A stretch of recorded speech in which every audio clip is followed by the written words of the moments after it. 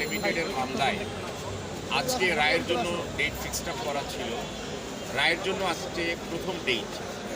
তো বিজ্ঞ আদালত আজকে জানিয়েছেন যেহেতু এটি একটি বড় আকারের মামলা, রায় এখন প্রস্তুত হয় নাই, সুতরাং সে কারণে আজকে তিনি রায় ঘোষণা না দিয়ে পরবর্তী 15ই জানুয়ারি 2023 রায় প্রদান।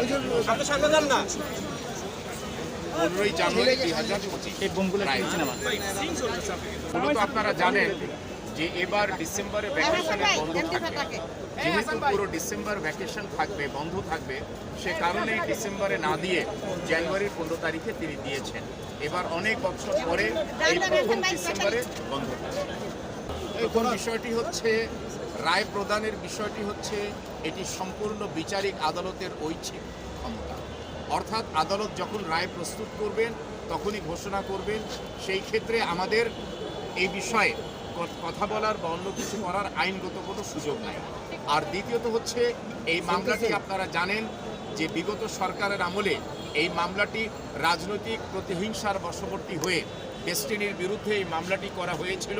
ডেস্টিনির বিরুদ্ধে কথিত মতে যে প্রতারণা বা মানি লন্ডারিংয়ের যে অভিযোগ, এটি হচ্ছে কাল্পনিক, এটি হচ্ছে সৃজিত, এটি হচ্ছে মন গড়া, এটি হচ্ছে উদ্দেশ্য প্রণোদিত।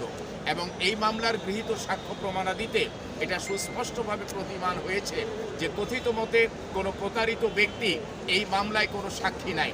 কোনো ডেস্টিনির সাথে সম্পৃক্ত কোনো ব্যক্তি ডেস্টিনির ব্যবসায়িক কার্যক্রমের বিরুদ্ধে কোথাও কোনো অভিযোগ করেন নাই। তদুপরিও এই দুর্নীতি দমন কমিশন ইতিপূর্বে এই মামলা উদ্দেশ্য প্রণোদিতভাবে করেছে। আমরা বিশ্বাস করি যেহেতু এই মামলার অভিযুক্ত আসামি জনাব মোহাম্মদ রফিকুল আমিন, ফারাহা দিবা এবং লেফটেন্যান্ট জেনারেল হারুন রশিদ, জনাব মোহাম্মদ হোসেন সহ অন্যান্য যাদেরকে অভিযুক্ত করা হয়েছে তারা মামলা গুণাগুণের ভিত্তিতে ইনশাআল্লাহ তারা খালাস পাবেন। আমরা ন্যায় বিচার প্রত্যাশী। আমরা আশা করছি এই মামলার দায় থেকে তারা মুক্ত।